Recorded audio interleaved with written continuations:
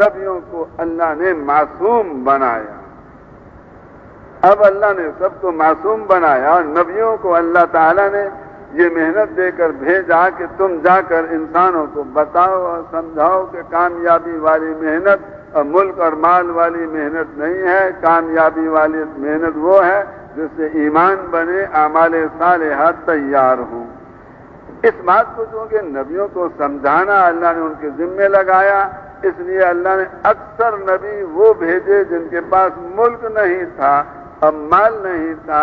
حضرت یوسف علیہ السلام کے پاس پہلے کوئی مال نہیں تھا، کوئی ملک نہیں تھا. وہ دعوت کا کام کرتے رہے اور اپنی ترتیب پہ چلتے رہے.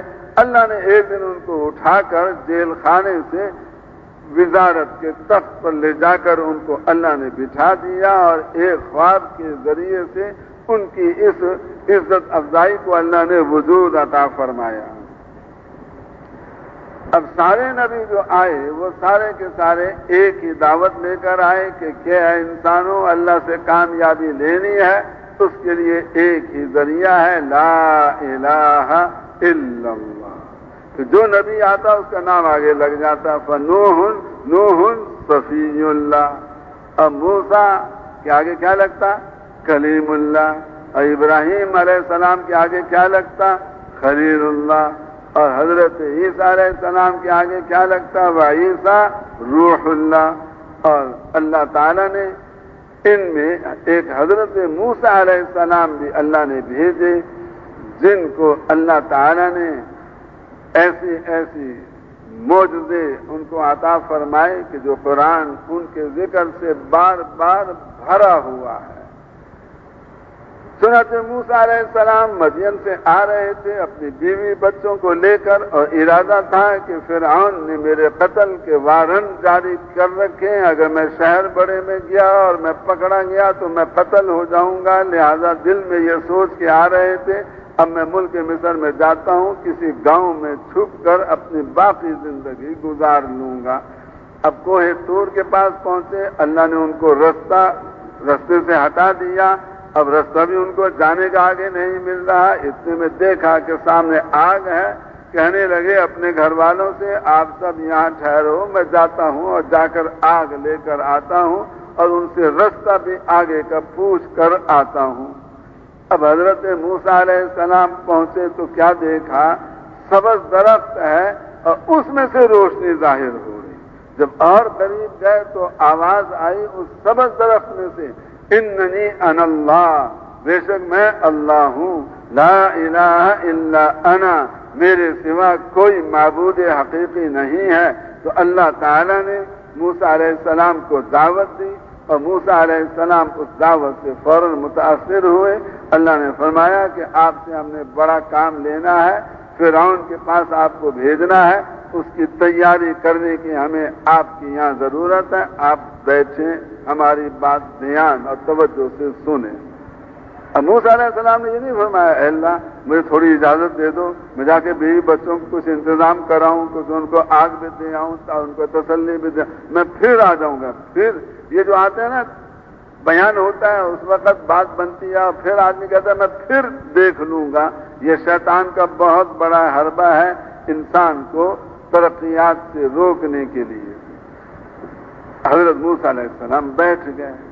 اللہ تعالیٰ نے فرمایا اے موسیٰ آپ کے ہاتھ میں کیا ہے؟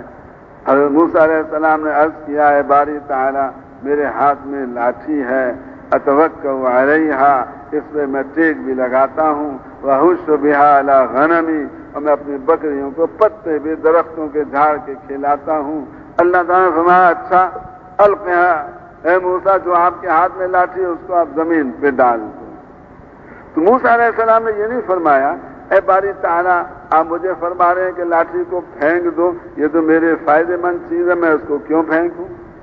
یہ نہیں حضور فرمایا. اللہ کا حکم ملا فوراً پھینک دیا.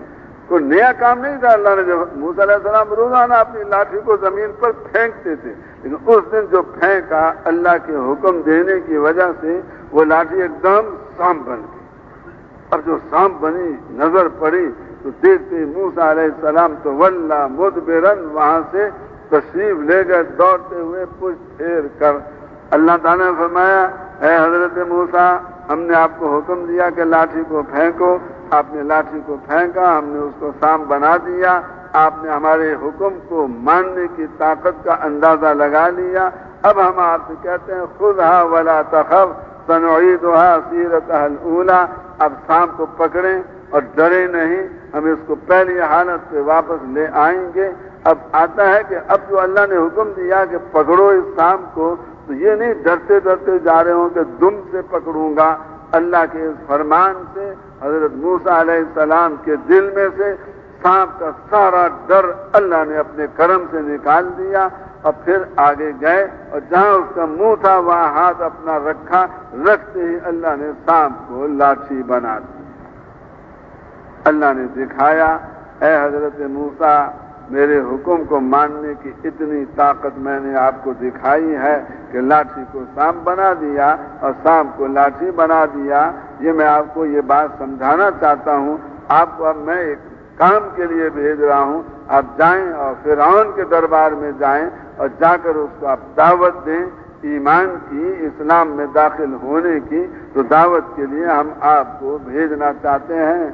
فرعون کے پاس آپ بھی جائیں، آپ کے بھائی حضرت ہارون علیہ السلام بھی جائیں۔ موسیٰ علیہ السلام نے عرض کیا ہے باری تعالیٰ میں تو جانے کو تیار، لیکن فرعون مجھے قتل کرنے کو تیار، وہ مجھے قتل کرے گا۔ نہیں نہیں، آپ ڈرو مت، فرعون ہمارے قبضے سے باہر نہیں ہے، اس کا دل ہمارے قبضے میں، اس کا جسم ہمارے قبضے میں۔ اس کے دل کی دھڑکن فرعون کے اپنے نظام سے چلتی ہے یا اللہ کے نظام سے چلتی ہے؟ اس کے خون کی گردش وہ فرعون کے اپنے نظام سے ہو رہی ہے گردش یا اللہ کے چاہنے سے ہو رہی ہے؟ اب موسیٰ علیہ السلام کو اللہ نے فرمایا آپ جائیں اور بالکل نہ ڈریں، اننی معکما، میں تم دونوں کے ساتھ ہوں، اسمع و ارا، سنتا بھی ہوں دیکھتا بھی ہوں۔ فرعون جتنی باتیں بولے گا وہ ساری میں سنوں گا، جتنی حرکتیں کرے گا وہ ساری میں دیکھوں گا، میں سنتا بھی ہوں دیکھتا بھی ہوں، جہاں ضرورت پڑی اس کی گردن وہی دبا دوں۔ اب موسیٰ اور ہارون علیہ السلام دونوں پہنچ گئے فرعون کے شاہی محل کے دروازے پر، پھٹے پرانے کپڑے، ہاتھ میں لاٹھی، سر پہ پگڑی، پاؤں میں جوتے، لکڑی کی چیز دونوں بھائیوں کے پاؤں کے اندر۔ اب دربان سے جا کر کہنے لگے حضرت موسیٰ، ارے میاں دربان ہماری بھی سنو، ہمیں آپ کے بادشاہ فرعون سے ملاقات کرنی منظور ہے۔ تو اس دربان نے کہا کہ نہیں نہیں، آپ کو مغالطہ لگ گیا، ہمارا بادشاہ سب سے بڑا بادشاہ ہے اور کوئی اس کے برابر کا نہیں ہے، لہذا یہ غریبوں فقیروں سے نہیں ملتا، یہ مالداروں اور جرنیلوں اور بڑے لوگوں سے ملتا ہے۔ حضرت موسیٰ علیہ السلام نے فرمایا بھائی ہماری بھی بات سنو، ہمارے میں اور دوسروں میں ایک فرق ہے، باقی تو سارے ملتے ہیں فرعون کو اس سے کچھ لینے کے لیے، اور ہم آئے ہیں فرعون کو کچھ کیا کرنے کے، دینے کے لیے، اور ایسی چیز ہم اس کو دینا چاہتے ہیں جس کا حاصل کرنا اس کے لیے بہت ضروری، اگر وہ ہماری بتائی ہوئی چیز اپنے اندر نہیں پیدا کرے گا تو اس بادشاہ میں بھی ناکام ہو جائے گا۔ وہ دربان گیا کہ جی دروازے پہ دو فقیر کھڑے ہیں، وہ دونوں آپ سے ملنے کے لیے آنا چاہتے ہیں۔ فرعون نے کہہ دیا اچھا چلو آنے دو، کوئی دن فقیروں کا بھی صحیح، ان سے دل لگی کر لیں گے ہم۔ اب موسیٰ علیہ السلام اندر پہنچے، دیکھتے ہی فرعون نے پہچان لیا، اوہو آپ تو حضرت موسیٰ ہیں، میرے محل میں رہتے تھے، ایک ہمارے قوم کا آدمی اپنے قتل کیا، پھر آپ یہاں سے چلے گئے۔ موسیٰ علیہ السلام نے فرمایا ہوں تو میں وہی آدمی، لیکن جب میں آپ کے پاس تھا تو انا احد من البشر، تو میں انسانوں میں سے ایک انسان، عام انسان کی طرح تھا۔ آج میں آپ کے پاس آیا ہوں رسول رب العالمین، تمام جہانوں کے پالنے والے اللہ کی طرف سے قاصد اور رسول بن کر۔ موسیٰ علیہ السلام نے جب یہ جواب دیا، فرعون کہنے لگا اللہ تو آپ رب العالمین مانتے ہیں؟ اللہ تو پہلے زمانے میں تھا، میرے زمانے میں اللہ نہیں رہا، اب اس زمانے میں تو میرا نعرہ یہ ہے انا ربکم الاعلی، میں تم سب کا رب ہوں، پالنے والا ہوں۔ موسیٰ علیہ السلام فرمایا نہیں نہیں نہیں، اے فرعون آپ رب نہیں ہو، اللہ رب العالمین ہے، اور اللہ اپنی تمام قدرتوں کے ساتھ آج بھی موجود ہے۔ موسیٰ سے کہا فرعون نے کہ آپ کے پاس کیا دلیل ہے کہ اللہ موجود ہے؟ موسیٰ علیہ السلام نے ہاتھ بغل میں ڈالا، نکالا، بڑا چمکدار ہو کے نکلا، لاٹھی کو نیچے ڈالا تو وہ سانپ بن گیا۔ یہ منظر دیکھ کے ایک دفعہ تو فرعون کا دل ہل گیا، اور یہ سانپ بن گیا، مجھے کاٹ نہ لے۔ لہذا اس نے کہا اچھا آپ ایسا کرو کہ اس کو تو آپ اپنے قابو میں لاؤ، اس کو میرے سے ہٹاؤ۔ میں سمجھ گیا آپ میرے پاس سے گئے ہیں اور جادو کا علم سیکھ کر آئے ہیں، اس لیے میں آپ کا مقابلہ جادو کے زور سے کروں گا۔ میرے پاس بہت بڑے بڑے جادوگر سحارون عظام، بڑے بڑے ماہر جادوگر ہیں میرے پاس، میں ان سب کو جمع کروں گا۔ موسیٰ علیہ السلام نے فرمایا کہ تم نے جو کرنا ہے کر لو، جتنے جادوگر آپ نے جمع کرنے ہیں وہ کر لو، میں ان سے نہیں ڈرتا، کیونکہ میرے ساتھ کوئی حکومت کی طاقت نہیں، میرے ساتھ کوئی فوج کی طاقت نہیں، میرے ساتھ اللہ کی طاقت ہے۔ کس کی طاقت ہے؟ اللہ کی طاقت ہے۔ اب سارے ملک مصر سے فرعون نے جادوگر جمع کیے اور یہ اعلان کیا کہ حضرت موسیٰ کو ہم نے شکست دینی ہے، اور ایک روایت کے مطابق 70,000 جادوگر وہاں جمع ہوئے فرعون کے بلانے پر، اور ان سب کو فرعون بڑا لالچ دے رہا تھا، اگر آپ لوگوں نے سارا زور لگایا اور زور لگا کر آپ لوگوں نے موسیٰ علیہ السلام کو شکست دے دی تو انکم اذا لمن المقربین، آپ لوگ میرے قریب قریب اس مجلس سے پارلیمنٹ میں آپ لوگ میرے قریب قریب بیٹھیں گے، آپ کو دور نہیں بٹھاؤں گا میں، میری سینٹ کی آپ ممبر بنیں گے۔ ان کو بڑے لالچ دے رہا، جادوگروں نے کہا کہ ہم بھی سارا زور لگائیں گے۔ اب موسیٰ علیہ السلام سے جادوگروں نے کہا، موسیٰ علیہ السلام فرمایا القوا ما انتم ملقون، ارے تم نے جو جادو دکھانا ہے وہ دکھاؤ۔ تو انہوں نے 70,000 سانپ بنا دیے جادو کے زور سے لاٹھی کے، اور 70,000 سانپ بنا دیے انہوں نے جادو کے زور سے اپنی رسیوں کے۔ اے حضرت موسیٰ آپ کے پاس تو سنگل جادو، آپ لاٹھی کو سانپ بناتے ہیں، ہمارے پاس ڈبل جادو، ہم لاٹھی کو بھی سانپ بنائیں گے، رسیوں کو بھی سانپ بنائیں گے۔ تو 70,000 جمع 70,000 1,40,000 سانپ میدان میں سب کو نظر آ رہے تھے۔ وَجَاءُوا بِسِحْرٍ عَظِيمٍ، بہت بڑا جادو انہوں نے تیار کیا تھا۔ اب پہلے دن تو حضرت موسیٰ علیہ السلام پہ ایسا خوف طاری ہوا کہ وہ چھوڑ کر میدان دوڑ گئے تھے کہ اللہ یہ تو سانپ بن گیا، میں نہیں ٹھہرتا ادھر۔ آج موسیٰ علیہ السلام کا ایمان پہلے کی نسبت آگے پہنچ گیا، مضبوط ہو گیا۔ جب 1,40,000 سانپ دیکھے تو موسیٰ علیہ السلام میدان چھوڑ کے تو وہاں سے نہیں گئے، وہاں ڈٹے رہے، لیکن اوجس فی نفسہ خیفۃ موسیٰ، دل میں موسیٰ علیہ السلام کے خوف چل رہا تھا، اور خوف یہ تھا کہ اے باری تعالیٰ ان انسانوں کو کیسے پتا چلے گا کہ موسیٰ سانپ تو بنا ہے اللہ کے زور سے، اللہ کی طاقت سے، اور فرعون کے جتنے سانپ بنے ہیں جادوگروں والے وہ سارے کے سارے جادو کے زور سے بنے ہیں، ان عام لوگوں کو کیسے پتا چلے گا؟ اللہ نے فرمایا جو آپ کے پاس لاٹھی ہے اس کو آپ پھینکو، تلقف ما صنعوا، جو انہوں نے جادو کا زور بنا رکھا ہے وہ سارا میں ختم کروں گا اور پھر آپ کو عزت دوں گا۔ چنانچہ موسیٰ علیہ السلام نے لاٹھی پھینکی تو ہمیشہ سانپ بنتا تھا چھوٹا، آج بنا اتنا بڑا سانپ کہ وہ منہ کھولے تو اس کے 2 جبڑوں کے درمیان 1 میل کا فاصلہ۔ کتنا فاصلہ؟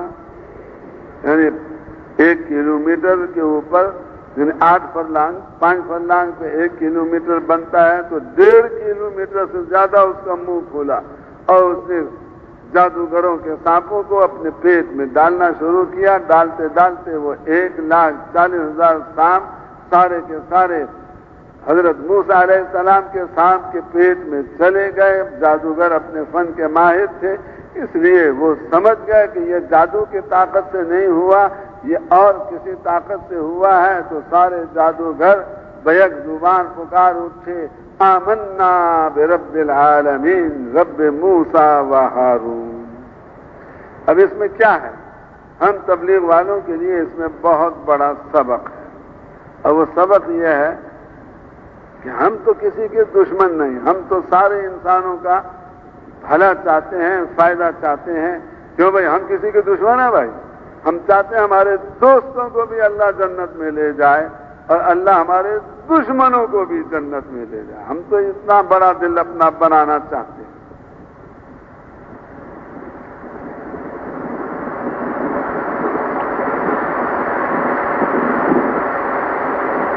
موسیٰ علیہ السلام فرعون کے بارے میں یہی جذبہ رکھتے تھے کہ فرعون جنت میں چلا جائے۔ فرعون منصوبے بناتا تھا موسیٰ علیہ السلام کو ختم کرنے کے اور ان کی دعوت کو ختم کرنے کے۔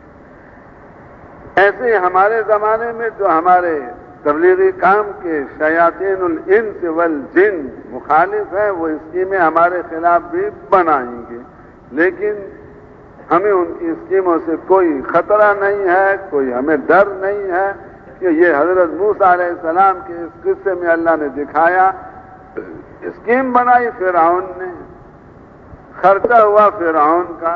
کیا خرچہ ہوا؟ کہ اس نے 70,000 جادوگر بلائے، اپنے خط لکھ کر ان کو بلایا، ہر خط کے ساتھ ایک آدمی کو بھیج بھی دیا کہ تم جا کر فلانے جادوگر کو میرا خط دو۔ اب یہ جتنے قاصد گئے ان سب کے جانے کا خرچہ کس کے ذمے لگا بھائی؟ یہ فرعون کے ذمے لگا۔ اب وہ سارے جادوگر چل کر وہاں سے فرعون کے پاس آئے، ان کا سفر کرنے کا خرچہ کس کے ذمے لگا؟ فرعون کی۔ پھر وہ آ کر مہمان بنے فرعون کے، ٹھہرانے کا خرچہ بھی فرعون کے ذمے، ان کو کھانا کھلانے کا خرچہ بھی فرعون کے ذمے۔ اسکیم چلائی فرعون نے، اور اسکیم کے چلانے کے لیے اس نے سارا کچھ اپنا زور لگایا، لیکن کام بنا حضرت موسیٰ علیہ السلام کا۔ کیوں؟ کیونکہ نتیجہ نکالنا فرعون کا کام نہیں، نتیجہ نکالنا حضرت موسیٰ علیہ السلام کا کام نہیں، نتیجہ نکالنا کس کا کام ہے؟ اللہ کا کام ہے۔ تو اللہ نے وہ نتیجہ نکالا جو موسیٰ علیہ السلام کے حق میں تھا اور فرعون کے خلاف تھا۔ تو اگر ہم سارے کے سارے رسول پاک علیہ السلام کے کام کو، حضرت موسیٰ علیہ السلام والے کام کو نبیوں کے طرز پہ کرنے والے بنیں گے، تو جو ہمارے خلاف اسکیمیں چلائیں گے ان سب کو اللہ فیل فرمائیں گے، جیسے اللہ نے موسیٰ علیہ السلام کے مقابلے پر فرعون کی اس اسکیم کو ناکام فرما دیا۔ پھر حضرت موسیٰ علیہ السلام دو طرفہ محنت فرما رہے تھے۔ اپنی قوم بنی اسرائیل کے پاس بھی جاتے اور ان سے کہتے، دیکھو آپ لوگ سارے مسلمان ہو، نبیوں کی اولاد میں سے ہو، نبیوں کو ماننے والے ہو، لیکن آپ لوگوں نے اللہ کی نافرمانی کی، اللہ کے حکموں کو توڑا، حرام مال میں اپنے آپ کو لگایا، حرام عورتوں میں لگایا۔ اللہ نے ناراض ہو کر تمہارے اوپر فرعونی مسلط کر دیے، جو تمہارے لڑکوں کو ذبح کرتے ہیں، تمہاری عورتوں کو زندہ اٹھا کر لے جاتے ہیں، اور تم ان کے سامنے کوئی حیثیت نہیں رکھتے۔ میں اللہ کی طرف سے ایسے اسباب لے کر آیا ہوں کہ اللہ تمہاری تمام مصیبتوں کو ختم کر دے گا۔ تم کیا کرو؟ دو چیزیں تیار کرو۔ اپنی قوم بنی اسرائیل مسلمان بگڑے ہوئے، جیسے ہمارے زمانے میں آج مسلمان بگڑے ہوئے ہیں، ایسا ہی منظر اس وقت تھا۔ چنانچہ اپنی قوم بنی اسرائیل کو موسیٰ علیہ السلام نے دو کاموں میں لگایا، ایک توکل کے تیار کرنے میں اور ایک توکل والی نماز کو تیار کرنے میں۔ کتنی چیزوں کو تیار کرنے میں لگایا؟ کیوں بھائی؟ ایک کس کو؟ اللہ پہ توکل کرنے کو تیار کریں، اور دوسرا کس کو؟ توکل والی نماز پڑھنا وہ سیکھیں، اس کو تیار کریں۔ اور ان میں سے کسی کو نہیں کہا کہ آپ کو فوج بھی بناؤ، ہتھیار بھی لاؤ، کہ پارلیمنٹ میں اپنا رکن بھی بنو، کچھ ہمارا بھی حکومت میں حصہ ملے، پھر حکومت سے ہم حکومت کو فیل کریں گے۔ یہ کچھ نہیں کیا۔ حضرت موسیٰ علیہ السلام نے اپنی قوم کو دو چیزوں میں لگایا، اللہ پہ توکل۔ کیا مطلب؟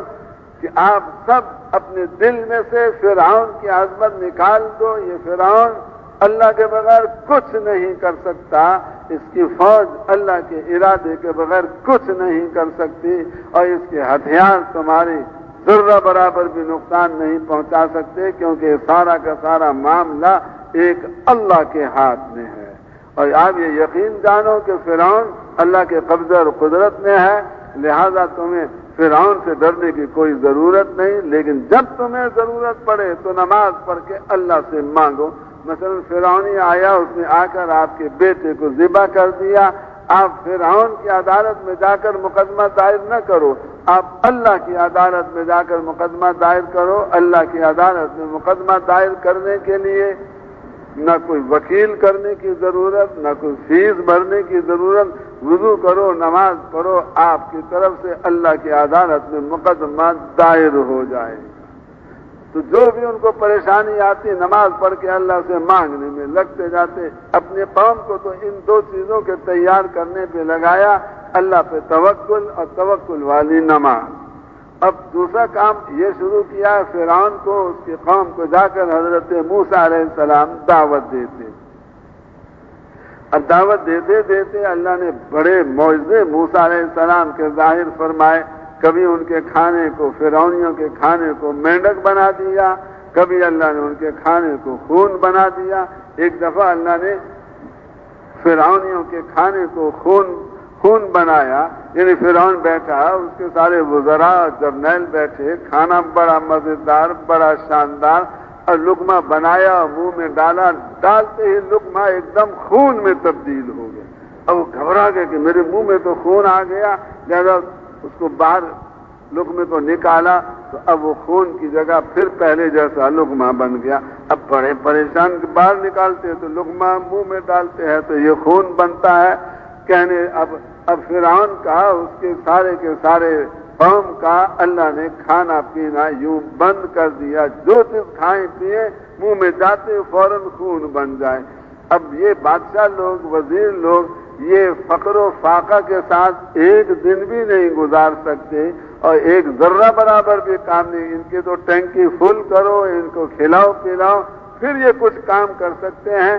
چنانچہ اب فرعون کا کھانا بند ہوا تو بلا اٹھا اور دوڑا آیا، اے حضرت موسیٰ، اے حضرت موسیٰ، یہ جو کچھ ہمارے ساتھ ہو رہا ہے یہ آپ کے رب نے کیا، آپ کا رب بڑا طاقتور، اپنے رب سے کہو کہ ہماری یہ تکلیف دور کر دے۔ جب آپ کا رب ہماری یہ تکلیف دور کر دے گا، لَنُؤْمِنَنَّ بِكَ، ہم آپ پر بھی ایمان لائیں گے، آپ کے رب پر بھی ایمان لائیں گے، آپ کی تورات پر بھی ایمان لے آئیں گے، ہم سب آپ کو مان لیں گے، آپ ہمارے یہ مشکل اپنے رب سے دور کروائیں۔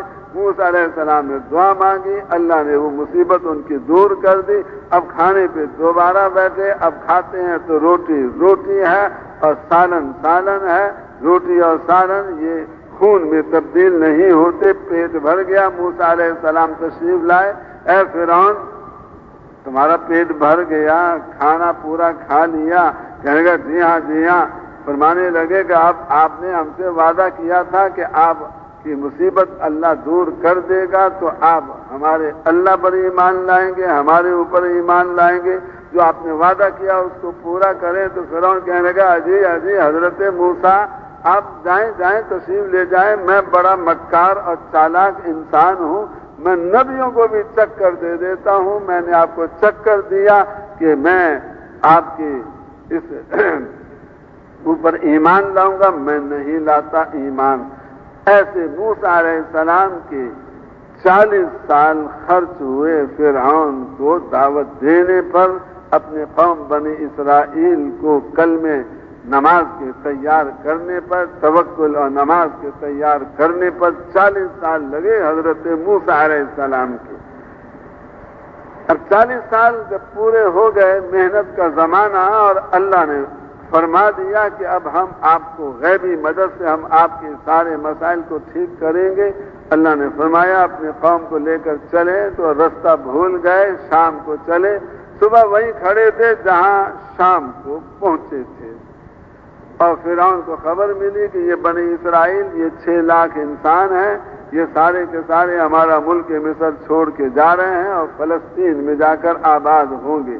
فرعون کو بڑا غصہ آیا، ارے ایسے بے حیثیت اور ہمارے سامنے اتنے زور والے بنتے ہیں یہ، اور یہ ہم سے اجازت بھی نہیں لی، ہم سے پاسپورٹ بھی نہیں بنوایا، کوئی ویزا بھی نہیں لگوایا، ہمیں پوچھے بغیر یہ جا رہے ہیں۔ ان ہؤلاء لشرذمۃ قلیلون، یہ بہت چھوٹی سی جماعت ہے، وانہم لنا لغائظون، ان کی اس حرکت سے ہمیں بہت زیادہ غصہ آیا ہے۔ لہذا حضرت موسیٰ علیہ السلام کو جب فرعون نے یوں جاتے ہوئے دیکھا تو وہ اپنی ساری فوج 16 لاکھ کی اٹھا کر لے کر آیا، اور منظر یہ بنا کہ سامنے بحر قلزم اور پیچھے فرعون کا لشکر، 16 لاکھ انسانوں کا لشکر، بیچ میں موسیٰ علیہ السلام اور ان کے ساتھ 6 لاکھ بنی اسرائیل۔ آج وہ دن آیا ہے کہ اس منظر کو دیکھ کر موسیٰ علیہ السلام کی قوم تو متاثر ہو گئی سمندر سے اور پیچھے بڑے لشکر سے، چنانچہ کہنے لگے یا موسیٰ انا لمدرکون، آج ہم پکڑے گئے، کوئی ہمیں نہیں چھڑا سکتا، بچا سکتا، آگے جائیں گے تو سمندر، پانی کے سمندر میں ڈوب کے مر جائیں گے، اور اگر ہم پیچھے جائیں گے تو خون کے سمندر میں ڈوب کے مر جائیں گے۔ آج موسیٰ علیہ السلام کا دعوت دیتے دیتے ایمان اتنا پکا ہوا، پہلے دن جب سانپ بنایا اللہ نے لاٹھی کو تو ایک دم بھاگ کے چلے گئے تھے ڈر کے مارے۔ دوسرے دن جس دن جادوگر جمع ہوئے 70,000، اس دن موسیٰ علیہ السلام کو ڈر تو آیا اپنے دل میں، لیکن میدان چھوڑ کے نہیں گئے۔ وہ اوجسا فی نفسہ خیفۃ موسیٰ، حضرت موسیٰ علیہ السلام کے دل میں ایک ڈر تھا، اور وہ ڈر یہ تھا کہ یہ سارے کے سارے جو پبلک کے آدمی جمع ہوئے ہیں فرعون کی، ان کو کیسے پتہ چلے گا کہ یہ موسیٰ علیہ السلام کا سانپ اللہ کی قدرت سے بنا ہے، جادوگروں کا سانپ جادو کی طاقت سے بنا ہے۔ اس پہ اللہ نے فرمایا تھا کہ اے حضرت موسیٰ آپ نہ ڈریں، آپ اپنی لاٹھی کو پھینکیں، ہم دکھائیں گے کہ کیا ہوتا ہے۔ تو دل میں تو خوف تھا لیکن ظاہر نہیں فرمایا، اور آج دعوت دیتے دیتے ایمان نبیوں کا ہمیشہ بڑھتا رہتا تھا، چنانچہ آج حضرت موسیٰ علیہ السلام کے دل میں کوئی تأثر نہیں بنا اس سمندر کے کھڑے سامنے ہونے سے، اور ان کے دل پہ کوئی اثر نہیں پڑا۔ فرعون کے 16 لاکھ لشکر کو دیکھ کر اپنی قوم کو یوں فرمایا کلا لن یغرقنا ھذا البحر، یہ سمندر ہمیں ڈوب نہیں سکتا، ولن یہلکنا ھذا الجیش، اور یہ فرعون کا لشکر ہمیں نہیں ہلاک کر سکتا۔ کیوں؟ ان معی ربی سیہدین، میرے ساتھ میرا رب ہے جو ان قریب مجھے راستہ دکھائے گا۔ اللہ نے حکم دیا، اللہ نے حکم دینے پہ موسیٰ علیہ السلام نے لاٹھی ماری سمندر کو، اللہ نے سمندر میں 12 رستے بنائے، موسیٰ علیہ السلام کی قوم کے 12 قبیلے، ہر قبیلہ ایک رستے میں جانے لگا، 12 قبیلے جا رہے، پار کر رہے۔ فرعون نے جب یہ منظر دیکھا تو کہنے لگا یہ ہمارا سمندر غریبوں سے اتنا ڈرتا ہے تو ہم طاقتوروں سے پتہ نہیں کتنا ڈرے گا، شاید جگہ ہی چھوڑ کے یہ چلا جائے گا، تم سارے چلو سمندر میں۔ اب 16 لاکھ انسان 12 رستوں کے ذریعے سمندر کے بیچ میں آئے، موسیٰ علیہ السلام اپنی قوم کو لے کر پار نکل گئے۔ اب جب فرعون کا سارا لشکر آ گیا سمندر کے بیچ میں، اللہ نے فرمایا اے سمندر تو بہتا تو ہے فرعون کے ملک میں، لیکن تیرے اوپر فرعون کا حکم نہیں چلتا، تیرے اوپر میرا حکم چلتا ہے۔ میں تجھے حکم دیتا ہوں کہ تو اپنی پہلی حالت سے واپس آ جا۔ اب اللہ نے حکم دیا، وہ پانی کی دیواریں جو کھڑی تھی لوہے کی طرح سے وہ سب ٹوٹ پھوٹ گئیں، اور آسمان سے فرشتے جان نکالنے والے 16 لاکھ انسانوں کے لیے پہنچ گئے، اور فرعون کے سر پر آ کر بھی فرشتہ ایک بیٹھ گیا۔ پہلے تو فرعون نے کہا ارے میرا وزیر جنگ کہاں ہے، وزیر دفاع کہاں ہے، میرا باڈی گارڈ کہاں ہے؟ وہ کہیں کیا بات ہے، ارے دیکھو میرے سر پہ آ کے بیٹھ گئے، اس نے میرے سے اجازت بھی نہیں لی۔ کہنے لگے اے فرعون جو مصیبت تیرے سر پہ آئی ہے وہ ہمارے سر پر بھی آ گئی ہے، اب ہم تیری کوئی مدد نہیں کر سکتے۔ موسیٰ علیہ السلام نے قارون سے فرمایا کہ اے قارون تم کو اللہ نے بڑا مال دیا ہے، اللہ کا حکم آیا ہے کہ آپ اس کی زکوٰۃ ادا کرو۔ جب موسیٰ علیہ السلام نے یہ قارون کو کہا، کہنے لگا حجی حضرت موسیٰ میں اس حکم کو پورا نہیں کروں گا کیونکہ یہ مال مجھے اللہ نے نہیں دیا ہے۔ انما اوتیتہ علی علم عندی، یہ مجھے پیسے سے پیسہ بنانے کا فن آتا ہے، اس فن کے زور پر میں نے یہ خزانہ جمع کیا ہے، یہ مجھے اللہ نے نہیں دیا۔ اور اس فرعون اور اس قارون کو غصہ آیا موسیٰ علیہ السلام پر، دل میں یہ کہنے لگا موسیٰ علیہ السلام مجھے روز اللہ کا نیا حکم آ کر سنا دیتے ہیں، میں ان سے پیچھا چھوڑاتا ہوں، قوم کا پیچھا بھی چھوڑاتا ہوں۔ سناتے اس نے مال کے زور پہ اسکیم چلائی، ایک عورت کو تیار کیا اور اس کو یوں کہا کہ تو سارے کی ساری قوم کے سامنے جب موسیٰ علیہ السلام بیان کرے کھڑے ہو کر یہ اعلان کر دینا کہ اے حضرت موسیٰ آپ نے میرے ساتھ برا کام کیا، اور جو زانی ہوتا ہے وہ نبی نہیں ہو سکتا، اور جو نبی سچا ہوتا ہے وہ کبھی زنا نہیں کر سکتا۔ تو جب تمہارے کہنے سے یہ ثابت ہو جائے گا کہ حضرت موسیٰ نے تیرے ساتھ زنا کیا ہے تو موسیٰ علیہ السلام زانی بنیں گے، جو زانی ہوتا ہے وہ نبی نہیں ہو سکتا، لہذا ان کی نبوت کا بھی فیصلہ ان کے خلاف ہو جائے گا۔ اب موسیٰ علیہ السلام کھڑے ہوئے اپنی قوم کو سنا رہے اللہ کے احکام، اتنے میں وہ عورت کھڑی ہو گئی اور کہنے لگی اے حضرت موسیٰ آپ نے میرے ساتھ برا کام کیا ہے۔ اب موسیٰ علیہ السلام نے یہ سنا تو مال کے زور پہ اسکیم چلانے والا قارون تو بڑا خوش ہوا کہ میں نے ایسا داؤ کھیلا ہے کہ موسیٰ علیہ السلام چاروں شانے چت اور میں اوپر آ گیا اور ان کو میں نے ذلیل اور رسوا کر دیا۔ حضرت موسیٰ علیہ السلام نے جب یہ سنا تو اس عورت کو زور سے جھڑکی دی اور فرمایا فاصدقی ما تقولین، تو سچ سچ بتا کیا بات ہے۔ موسیٰ علیہ السلام کی ایک جھڑکی مال والے کے مال کے زور پہ چلنے والی اسکیم ایک دم فیل ہو گئی۔ وہ عورت ہاتھ جوڑ کے کھڑی ہو گئی، اللہ نے اس کے دل میں سے قارون کا رعب نکال دیا اور موسیٰ علیہ السلام کا رعب اس کے دل میں ڈال دیا۔ اب وہ ہاتھ جوڑ کے کھڑی ہو گئی، اے حضرت موسیٰ، اے حضرت موسیٰ آپ نے میرے ساتھ کوئی برا کام نہیں کیا، یہ قارون بیٹھا ہے، اس نے مجھے اتنے پیسے دیے تاکہ آپ کے اوپر میں جھوٹا الزام لگاؤں۔ جب موسیٰ علیہ السلام نے یہ سنا تو اللہ کے سامنے سجدے میں گر گئے اور رونے لگے۔ اللہ فرمایا اے موسیٰ اپنا سر اٹھائیں، آج زمین آپ کا ہر حکم مانے گی۔ موسیٰ علیہ السلام نے سر اٹھایا اور قارون کے بارے میں زمین سے کہا یا ایتھا الارض خذی قارون، اے زمین پکڑ لے قارون کو۔ اور قارون جہاں کھڑا تھا وہیں اس کے دونوں پاؤں زمین کے اندر ٹخنے تک چلے گئے۔ اب جب اس کے پاؤں ٹخنے تک زمین کے اندر چلے گئے وہ اپنے پیروں کو نکالتا ہے، نکلتے نہیں، اور دوست کو نکالو، دوست نکالتے ہیں، نکلتا نہیں، اور میرے نوکروں نکالو، نوکر نکالتے ہیں، نکلتا نہیں۔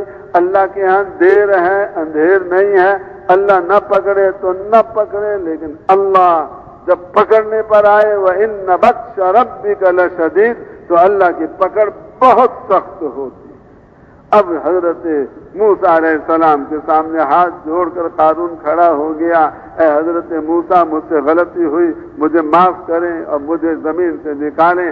موسیٰ علیہ السلام غصے میں فرماویں اے زمین اور پکڑ، اب گھٹنوں تک چلا گیا، اے زمین اور پکڑ، ناف تک چلا گیا، اے زمین اور پکڑ، اب سینے تک زمین میں چلا گیا، اے زمین اور پکڑ، اب ہونٹوں تک چلا گیا۔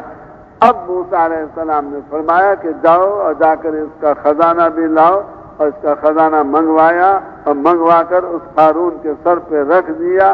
حدیث پاک میں آتا ہے کہ وہ خزانہ قارون کے سر پر رکھا ہوا ہے، اب بھی رکھا ہوا ہے، اور قیامت تک قارون اسی طرح زمین میں دھنستا رہے گا۔ اللہ نے دکھایا کہ مال کی محنت یہ کامیابی والی محنت نہیں، اور ملک حاصل کرنے کی محنت یہ کامیابی والی محنت نہیں۔ کامیابی والی محنت کیا ہے کہ انسان ایمان بنائے، اعمال صالحہ تیار کرے۔ قیامت تک کے لیے اللہ نے موسیٰ علیہ السلام کے ذریعے دونوں بنیادوں کا غلط ہونا ثابت کیا ہے۔ ہر نبی کسی نہ کسی نقشے والے کے مقابلے میں آتا، یوں ہی سلسلہ چلتا رہا۔ 1,24,000 انبیاء علیہ السلام اس دنیا میں تشریف لائے، اور سب سے آخر میں اللہ نے حضرت محمد صلی اللہ علیہ وسلم کو سب سے بڑا رسول بنا کر بھیجا، اور آپ کو اللہ نے امام النبیین بھی بنایا، نبی النبیین بھی بنایا، خاتم النبیین بھی بنایا۔ امام النبیین بننے کی صورت کیا ہوئی کہ اللہ تعالیٰ آپ کو جب لے گئے معراج کی رات میں بیت المقدس، آپ نے دیکھا کہ 1,24,000 سارے نبی وہاں آئے ہوئے ہیں حضور کا استقبال کرنے کے لیے، حضور کے پیچھے نماز پڑھنے کے لیے۔ حضرت جبرائیل علیہ السلام نے حضور کے آنے پر اذان دی، اذان دینے کے بعد سارے نبی سب بنا کر کھڑے ہو گئے۔ اب امام کی جگہ خالی تھی، حضرت جبرائیل علیہ السلام نے عرض کیا یا رسول اللہ اس جگہ آپ تشریف لائیں، آپ کے علاوہ کوئی اس جگہ کے لائق نہیں ہے، اور چنانچہ رسول پاک علیہ السلام امام بنے، سارے نبی آپ کے مقتدی بنے۔ ہماری مسجدوں میں بھی کچھ ایسا ہی دستور نظر آتا ہے کہ مقتدی آتے رہتے ہیں، وضو کر کے اپنی سنتیں پڑھتے ہیں، قرآن پڑھنے میں لگ جاتے ہیں، پھر جب نماز کا وقت آتا ہے تو امام عام طور سے پیچھے کمرہ ہوتا ہے، سب سے آخر میں آتا ہے اور آ کر سب سے آگے کھڑا ہو جاتا ہے۔ اللہ نے رسول پاک علیہ السلام کے ساتھ بھی یہی کیا۔ اللہ تعالیٰ نے آپ کو بھیجا سب سے آخر میں، لیکن آپ کو سارے نبیوں کا امام بنا دیا۔ اللہ تعالیٰ نے جتنی رحمتیں، برکتیں، نصرتیں پہلے 1,24,000 نبیوں کو عطا فرمائی، ان سب کے برابر اللہ تعالیٰ نے حضور اکرم صلی اللہ علیہ وسلم کو وہ ساری رحمتیں، برکتیں، نصرتیں عطا فرمائیں، اور اللہ نے آپ کو وہ بھی دیا جو اللہ نے کسی اور نبی کو نہیں دیا۔ اللہ تعالیٰ نے دیکھیے کسی انسان سے ہم محبت کرتے ہیں تو اس کے 3 اسباب ہوتے ہیں۔ ایک سبب ایسا کہ اس میں بہت بڑا کمال ہے، کوئی کمال کی بات ہے، وہ ایسا تیر پھینکتا ہے کہ سوئی کے ناکے میں سے بھی گزر جاتا ہے، کوئی اس میں کمال کی بات ہے، اس لیے ہم اس سے محبت کرتے ہیں۔ کسی سے ہم اس لیے محبت کرتے ہیں کہ اس کے ہمارے اوپر احسانات بہت ہیں، جیسے ہم ماں باپ سے محبت کرتے ہیں کیونکہ ان کے ہمارے اوپر احسانات بہت ہیں، اور کسی کے ہم اس لیے محبت کرتے ہیں کہ اللہ نے اس کو حسن و جمال سے نوازا ہے۔ تو جتنے اسباب کسی سے محبت کرنے کے ہو سکتے ہیں وہ سارے کے سارے اسباب رسول پاک علیہ السلام کے بارے میں کمال کے درجے کے پائے جاتے ہیں۔ حضرت یوسف علیہ السلام کا حسن تو اللہ تعالیٰ نے ظاہر کیا، حضور پاک علیہ السلام کا حسن اللہ نے ظاہر نہیں کیا۔ کیوں نہیں کیا؟ اس لیے کہ اللہ تعالیٰ ظاہر کر دیتے تو کسی انسان کی آنکھ میں طاقت نہیں تھی کہ حضور کے مکمل حسن کو دیکھ سکے، آنکھیں چندھیا جاتی اور کور ہو جاتی، اس لیے اللہ نے حضور کے حسن کو ظاہر نہیں فرمایا، تھوڑا بہت ظاہر کیا، جس کی بنا پر ایک صحابی فرماتے ہیں کہ 14ویں کا چاند نکلا ہوا تھا اور حضور بھی میرے سامنے بیٹھے ہوئے تھے، کبھی میں چاند کو دیکھتا کہ شاید یہ زیادہ خوبصورت ہو، کبھی حضور کے چہرے انور کو دیکھتا کہ شاید یہ زیادہ خوبصورت ہو، کبھی ادھر دیکھا کبھی ادھر دیکھا، آخر میرے دل نے فیصلہ کیا کہ رسول پاک علیہ السلام کا چہرہ انور 14ویں رات کے چاند سے زیادہ خوبصورت۔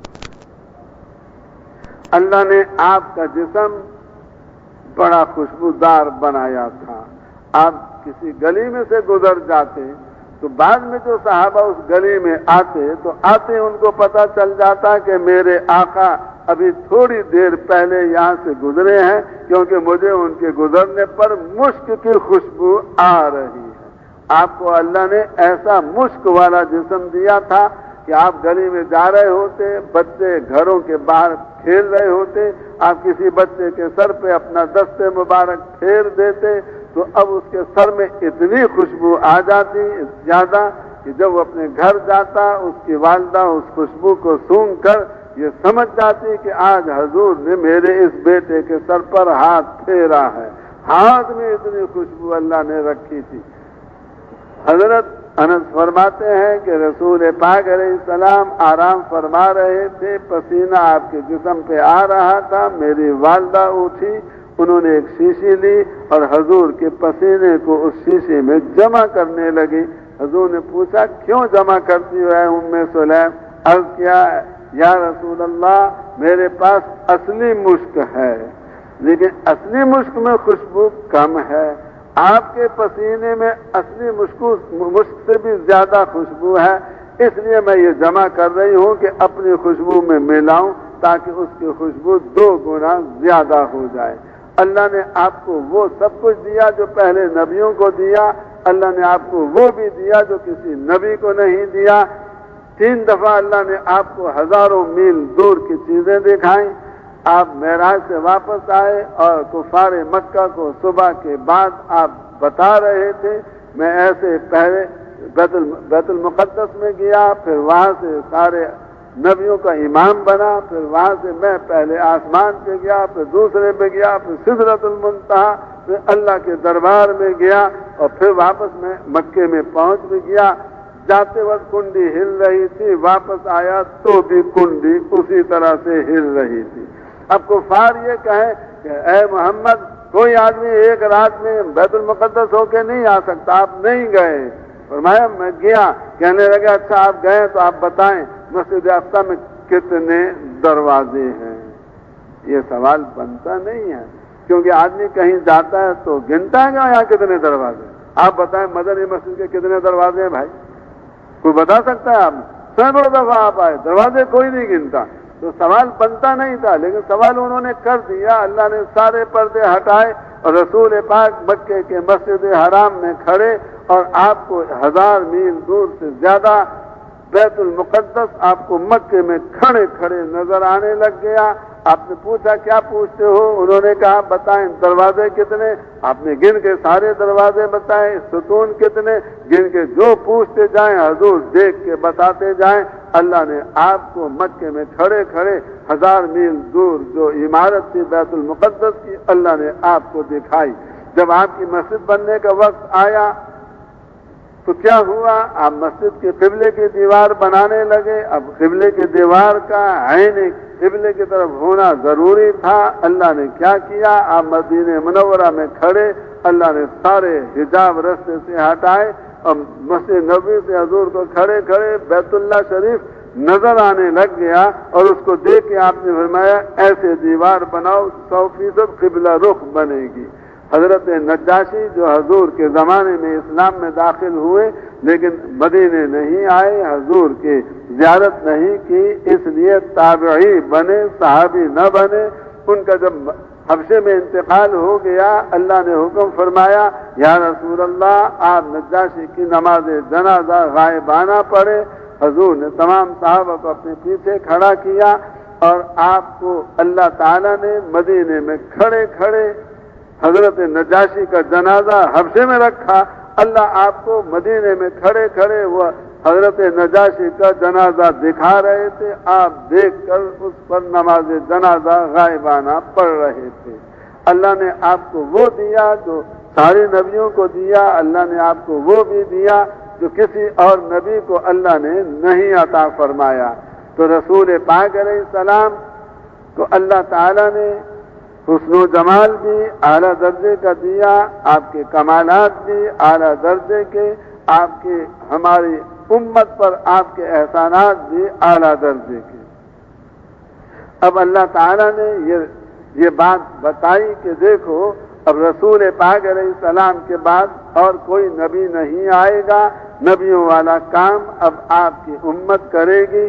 اللہ کی عجب شان، پہلے زمانے کے نبیوں کا علاقہ تھوڑا ہوتا، زمانہ مختصر ہوتا، ان کی عمر بڑی لمبی ہوتی۔ چنانچہ آدم علیہ السلام کی عمر 1000 سال سے بھی زیادہ تھی، کیونکہ آدم علیہ السلام نے 1000 پیدل حج کیے ہیں مکہ مکرمہ کے ہندوستان سری لنکا سے چل کر۔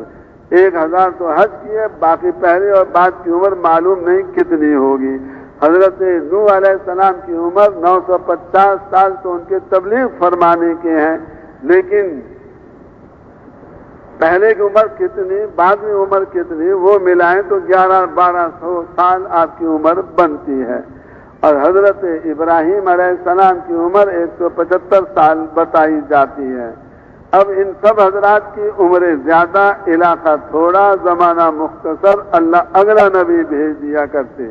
رسول پاک علیہ السلام کو علاقہ اللہ نے دیا ساری دنیا کا، اور آپ کو اللہ تعالیٰ نے زمانہ دیا قیامت کے دن تک کا۔ عمر مبارک آپ کی کتنی بنائی اللہ نے؟ کتنے سال بھائی؟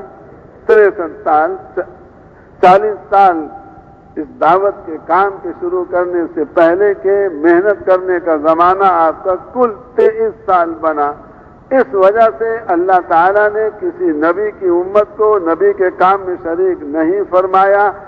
ایک آپ کی امت کو اللہ نے اس نبی کی محنت میں شریک فرما دیا، اور رسول پاک علیہ الصلوۃ والسلام تمام کے تمام صحابہ کرام کو اپنی زندگی میں اپنی محنت میں شریک فرما کر گئے۔ سب کو اپنی محنت میں چلایا، اپنی محنت میں لگایا۔ مرد بھی دعوت دیتے تھے، عورتیں بھی دعوت دیتی تھیں، بچے بھی دعوت دیتے تھے۔ یہ سارے کے سارے پہلے دن سے رسول پاک علیہ السلام کی محنت میں برابر کے شریک ہوئے۔ تو اللہ تعالیٰ نے پھر رسول پاک علیہ السلام کی اس امت کو یوں نوازا کہ یوں فرمایا اللہ تعالیٰ نے، جیسے میں نبیوں کی دعائیں قبول کرتا رہا، ایسے ہی میں آپ کی امت کی بھی دعائیں قبول کروں گا۔ اور اللہ تعالیٰ نے یہ فیصلہ کیا کہ کل قیامت کے دن امتوں کو اور نور ملے گا، اور نبیوں کو اعلیٰ قسم کا اور نور ملے گا۔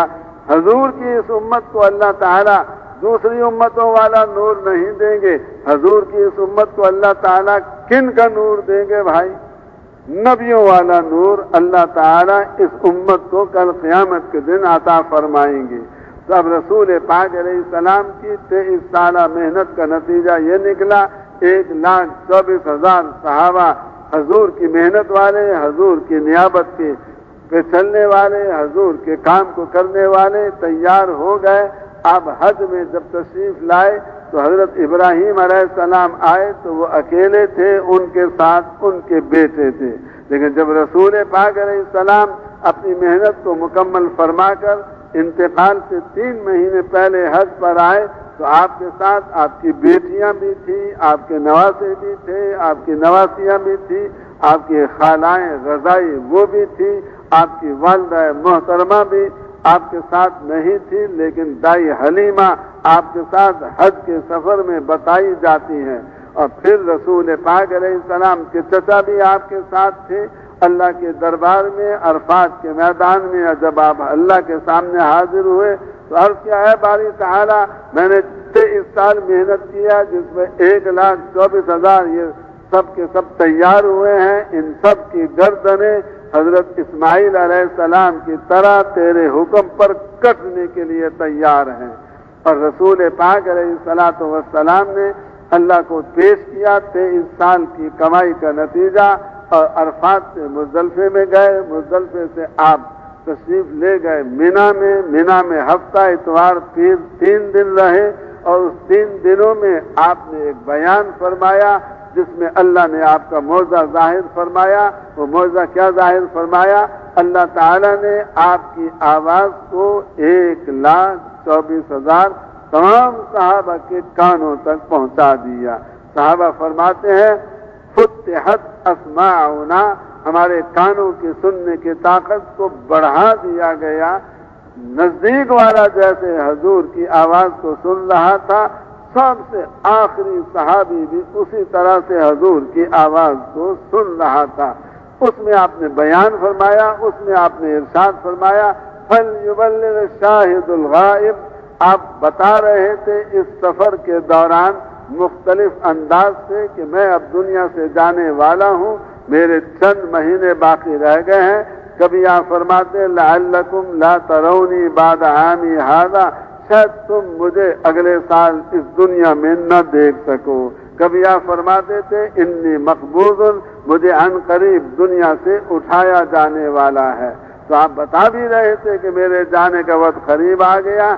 آپ نے کیا فرمایا کہ دیکھو تم 1,24,000 صحابہ میرے سامنے موجود ہو، میں نے سارا دین اللہ کا تمہارے تک پہنچا دیا، باقی ساری دنیا کے انسان یہ سارے کے سارے یہاں سے غیر حاضر ہیں، تو جو موجود ہیں ان کے ذمے لگاتا ہوں کہ جو غیر موجود ہیں ان تک جا کر پہنچائیں میرے اس سارے دین کو۔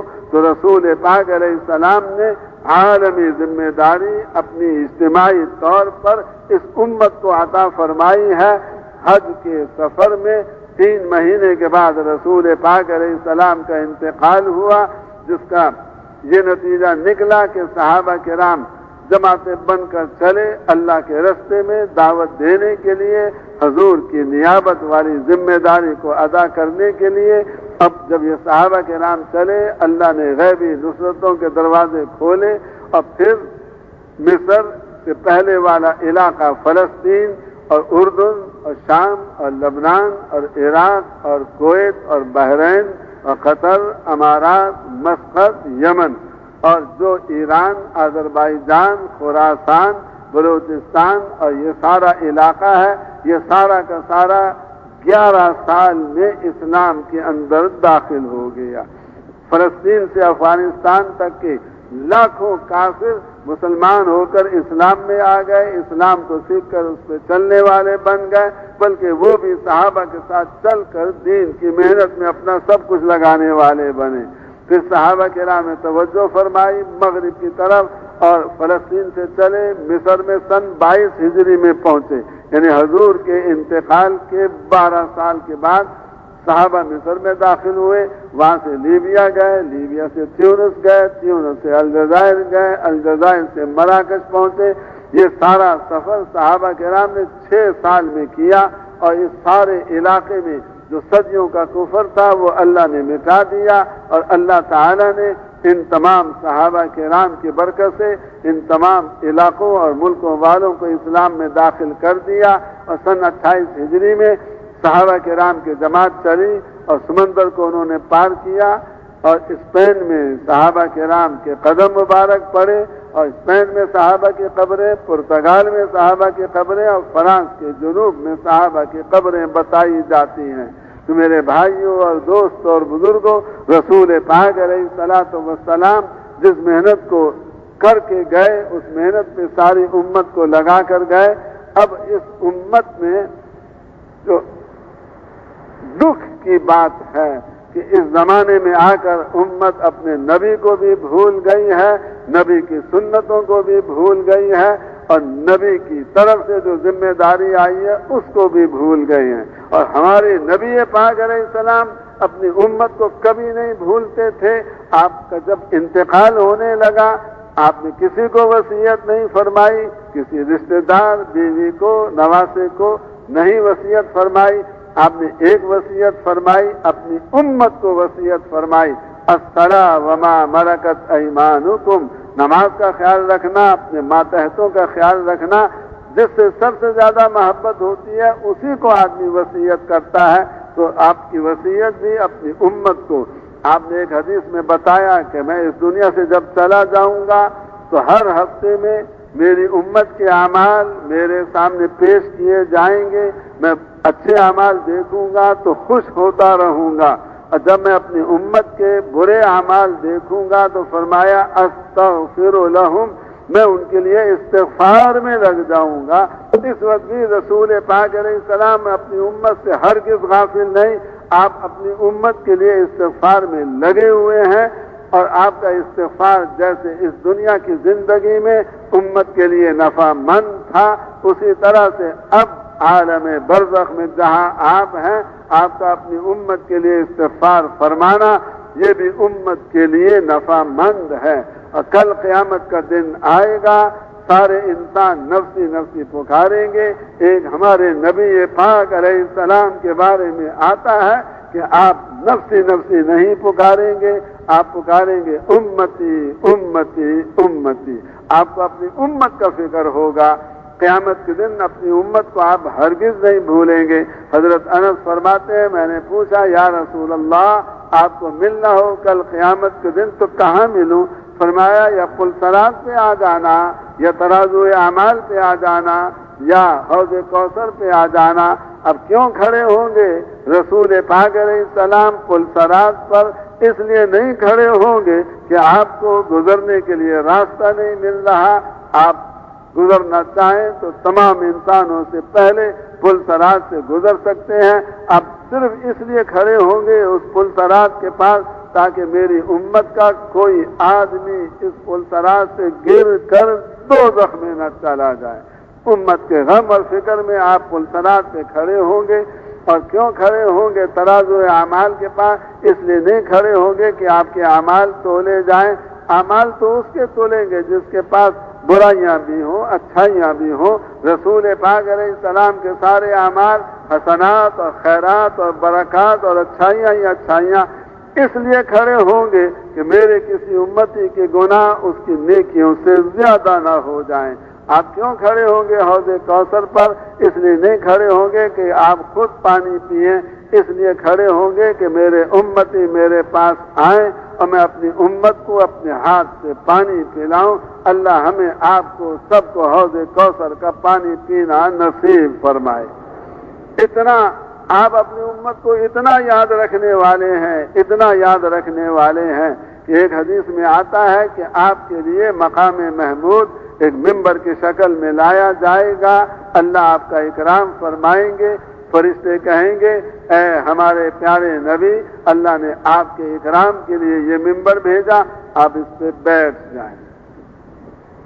آپ فرماتے ہیں جب مجھے کہا جائے گا کہ اللہ چاہتے ہیں کہ میں اس پہ بیٹھ جاؤں، میں سوچ میں پڑ جاؤں گا، اگر میں اس ممبر پہ بیٹھ گیا اور یہ ممبر اڑنے لگا اور مجھے جنت میں لے گیا، میں تو جنت میں چلا جاؤں گا، میری امت یہاں رہ جائے گی، میں امت کے بغیر جنت میں جانے کے لیے بالکل تیار نہیں ہوں گا، لہذا میں سوچ میں پڑ جاؤں گا کہ اللہ کے اکرام کا تقاضا میں ممبر پہ بیٹھوں، امت کے تعلق کا تقاضا کہ نہ بیٹھوں، آخر سوچ ساچ کے میں فیصلہ کروں گا، چلتے چلتے ممبر کے پاس پہنچ جاؤں گا، بیٹھوں گا نہیں۔ یعنی اللہ کے اکرام کو امت کی وجہ سے آپ پوری طرح نہیں قبول فرمائیں گے، آپ فرمائیں گے کہ میں اس ممبر پہ نہیں بیٹھوں گا اور پاس پہنچ کے اپنا ہاتھ رکھ دوں گا، اے اللہ میں نے آپ کا اکرام قبول کر لیا۔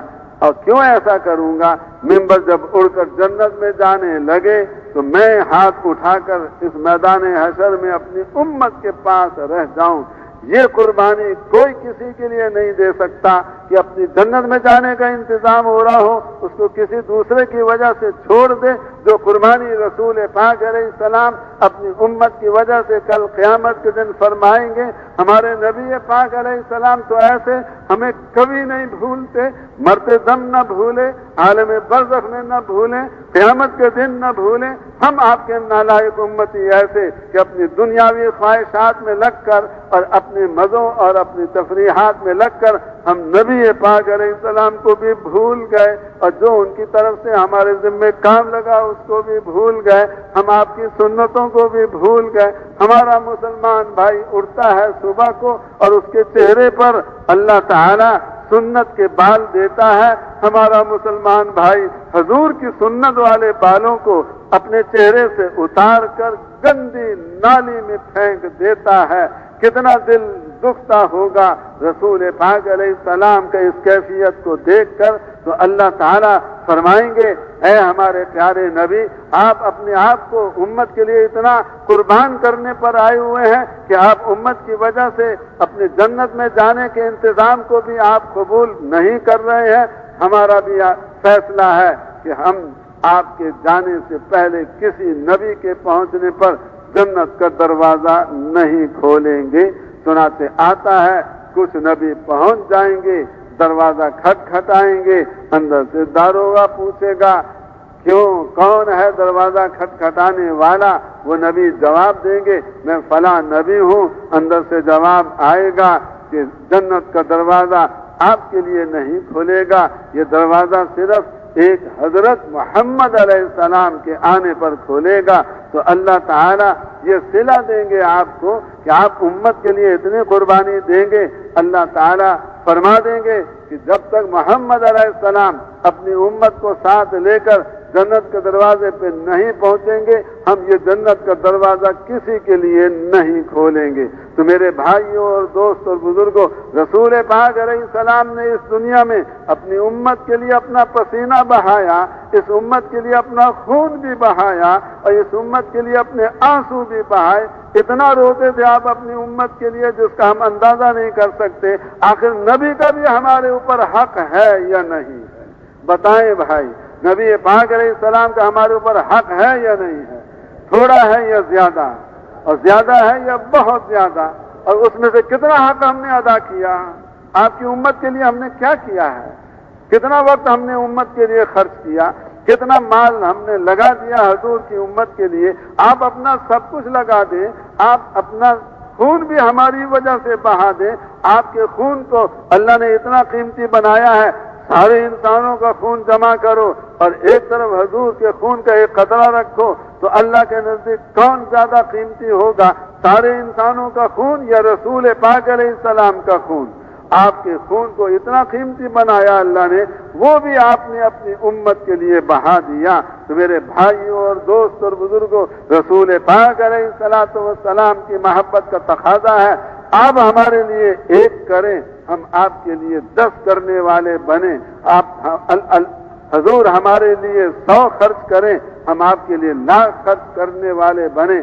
جب تک صحابہ کرام رسول پاک علیہ السلام کی سنتوں کو، آپ کے کام کو، آپ کے طریقے کو، آپ کی ذمہ داری کو اور آپ کے جو اللہ نے آپ کو محنت دی اس محنت کو جب تک صحابہ کرام سب سے آگے رکھ کر چلنے والے بنے، اللہ نے صحابہ کو وہ عزت عطا فرمائی جن کا آج ہم تصور بھی نہیں کر سکتے۔ اس زمانے کے سارے بادشاہ اور سارے وزیر صحابہ کی نظر کو دیکھ کے چلا کرتے تھے، اور آج ہم ایسے گرے ہیں حضور کی ناقدری کرنے کے جرم کی وجہ سے کہ آج مسلمان گندے سے گندے کافر کو بھی دیکھ کر چلنے پہ مجبور ہو چکے ہیں۔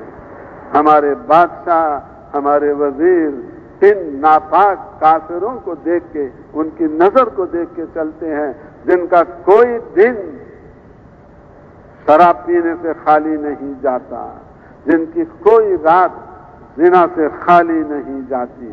ایسے ناپاک انسانوں کے آگے آج ہمارے بادشاہوں، وزیروں کو جھکنا پڑ گیا ہے۔ یہ سزا ہے اس بات کی کہ اس امت نے اپنے نبی کے مرتبے کو نہ پہچانا، اور جو نبی کام دے کر گیا اس کام کے مرتبے کو نہ پہچانا، اور جو جرم ہمارا ہو چکا وہ بہت بڑا اللہ کے نبی کا کرم ہے جس کی برکت سے اللہ نے ہمیں باقی رکھا ہوا ہے۔ آج سے آپ فیصلہ کریں کہ رسول پاک علیہ السلام کی امت کے بارے میں جتنی ہم سے کوتاہی ہوئی ہے اس کی ہم اللہ سے معافی مانگتے ہیں۔ کون کون اللہ سے معافی مانگتا ہے؟ سارے مانگتے ہیں بھائی۔ حضور کی امت کا جو ہمارے ذمہ کام اور حق تھا اس میں جتنی کوتاہی اس کو ہم اللہ سے معاف کرائیں، اور آئندہ کے لیے ہم یہ فیصلہ کریں کہ ہم ساری زندگی امت مسلمہ کے حق کو ادا کرنے کے لیے جان بھی ساری لگائیں گے، مال بھی سارا لگائیں گے، رسول پاک علیہ السلام کی طرح سے ہر امتی کے لیے ہم اپنا سب کچھ قربان کریں گے۔ کون ساری زندگی لگائے گا رسول پاک علیہ السلام کی امت کو سنبھالنے کے لیے، اور کون ساری دنیا میں جائے گا ہم امت کو اس کام پر لانے کے لیے؟ سارے بھائی تیار ہیں بھائی؟ ساری دنیا میں جائیں گے اور ساری زندگی لگائیں گے۔ اب اس کے لیے آپ سے کیا ہمارا تقاضا ہے؟ کراچی شہر کو دیکھا جائے تو اس کی شان تو بہت بڑی، 1,20,00,000 کی آبادی بتائی جاتی ہے۔ صحابہ کرام تو محض 1.25 تھے، لیکن وہ اپنے سارے اس دنیا میں سارے اسلام کو زندہ کرنے کے لیے کافی ہو گئے تھے۔ تو ہمارے خیال میں کراچی شہر بھی ایسا ہے کہ یہ ساری دنیا میں سارے اسلام کو زندہ کرنے کا سبب اور ذریعہ بن سکتا ہے، بشرطے کہ یہاں کے مرد صحابہ کے مردوں کا نمونہ بنے اور یہاں کی عورتیں صحابہ کی عورتوں کا نمونہ بنے اور یہاں کے بچے صحابہ کے بچوں کا نمونہ بنے، یہاں جو گھر ہو وہ حضرت محمد علیہ السلام کے گھر کا نمونہ ہو، اور یہ جو شہر بنے یہ شہر مدینہ منورہ کے شہر کا نمونہ بنے، یہاں کے بازاروں میں وہ ہو جو حضور کے زمانے میں مدینے کے بازاروں میں ہوا کرتا تھا، اور یہاں وہ منظر بنے جو مدینہ شہر کا منظر تھا۔ اس کے لیے کیا ہونا چاہیے؟ اس کے لیے ہمارے حساب سے تو یہ ہونا چاہیے 5000 مسجدیں ہیں یہاں پر۔ کتنی مسجدیں بتاتے ہیں بھائی؟ 5000 بتاتے ہیں نا؟ تو آپ اتنا تو کرو کہ اس اجتماع پر ہر مسجد سے ایک جماعت دے دو۔ اگر 5000 مسجدوں والے ہر ایک اپنی مسجد میں سے ایک جماعت دے دے تو کتنی جماعتیں نکل جائیں گی؟ 5000 جماعتیں یہاں سے ملنی چاہیے ہمیں اس اجتماع کے موقع پر، اور اس کے لیے امت پر جان اور مال قربان کرنا، یہ ہمارا جب اللہ ہمیں یہ صفت نصیب فرمائے گا۔ تو ابھی تو آپ کے سامنے کتنی جماعتوں کا آپ ارادہ کر کے آئے تھے رائے سے، کچھ یاد ہے بھائی؟ تو آپ نے تو بڑا سستا سودا خرید لیا ہم سے، 1200 پہ ہمیں راضی کر لیا۔ بنتے ہیں آپ کے دن میں 5000 جماعتیں، اور آپ نے دینی ہے صرف 1200، تو 1200 سے دینی ہے یا 1200 سے زیادہ دینی ہے؟ تو کتنی زیادہ دیں گے 1200 سے آپ بھائی؟ ہاں جی، کتنی دیں گے زیادہ بھائی؟ کتنی دیں گے زیادہ؟ 1200 سے اوپر کہاں لے جائیں گے؟ 1500، 2000، 2500۔ ہماری طرف سے تو آپ کو اجازت ہے ہر مسجد سے ایک جماعت دے دیں۔ 5000 مسجدیں تو 5000 جماعتیں دیں، تو 1200 تو کرنی ہے نا پوری بھائی۔ اب اس میں 1200 جماعتیں آپ نے یہ بھی ہماری پوری کرنی ہے اور اس کو زیادہ کرنا ہے، اور ادھر بیرون ملک جانے کے لیے کتنی جماعتیں دینی ہیں؟ 30 کہ 35؟ 35۔ اب 35 کو اب 5000 پہ تقسیم کرو تو کتنے مسجدوں کے حصے میں ایک جماعت آئے گی بھائی؟ آپ حضرات تو حساب کتاب والے ہیں، کاروباری شہر ہے، تو 35 کو کرو ذرا تقسیم 5000 پر۔ 100 جماعتیں ہوں، 100 مسجدیں مل کر ایک جماعت بیرون کی دیں تو 3500 بنے گی جماعت مسجدیں، اور ہیں آپ کے پاس ماشاءاللہ 150 مسجدوں پر ایک جماعت بیرون کی ذمہ آتی ہے۔ یہ کوئی بڑا وزن ڈالا ہم نے آپ پر یا تھوڑا وزن ڈالا ہے؟ کیوں بھائی، تھوڑا وزن ہے یا زیادہ ہے؟ 150 مسجدیں ایک جماعت دے دیں بیرون ملک کے جانے کے لیے، اور اندرون کی کتنی جماعتیں دینی ہیں؟ 25۔ تو یہ حساب کرو تو 200 مسجدوں پر ایک جماعت آتی ہے اندرون کی، اور 150 مسجدوں پر ایک جماعت آتی ہے بیرون کی، اور 1200 آپ دیں تو 4 مسجدوں پہ جماعت آتی ہے ایک چلے 3 چلے کی۔ آپ کے ساتھ تو ہمارا سودا بڑے سستے داموں ہو گیا ہے۔ اب تو جو ہو گیا اسے آپ پورا کریں، لیکن آپ کے شہر کی یہ شان نہیں ہے۔ آپ ارادہ کریں، عزم کریں کہ ہم سب مل کر جتنا ارادہ کر کے آئے تھے رائون میں اس سے دگنا کریں۔ کون کون ارادہ کرتا ہے کہ دگنا کریں گے؟ اس کے لیے آپ اپنے مسجدوں میں جائیں گے اور جا کر اپنے سب کو تیار کریں گے۔ 200 مسجدوں پر ایک جماعت اندرون کی، 150 مسجدوں پر ایک جماعت بیرون کی، اور 4 مسجدوں پر ایک جماعت چلے 3 چلے کی۔ بڑا سستا سودا آپ نے ہم سے خریدا۔ اب تو چلو جو ہو گیا، آئندہ کے لیے ہم بھی اپنا بھاؤ زیادہ لگایا کریں گے آپ سے، تاکہ آپ کی جنت بڑی بن جائے اور آپ کے درجے قیامت کے دن بلند ہو جائیں۔ تو اب آپ حضرات سے درخواست ہے کہ جب تک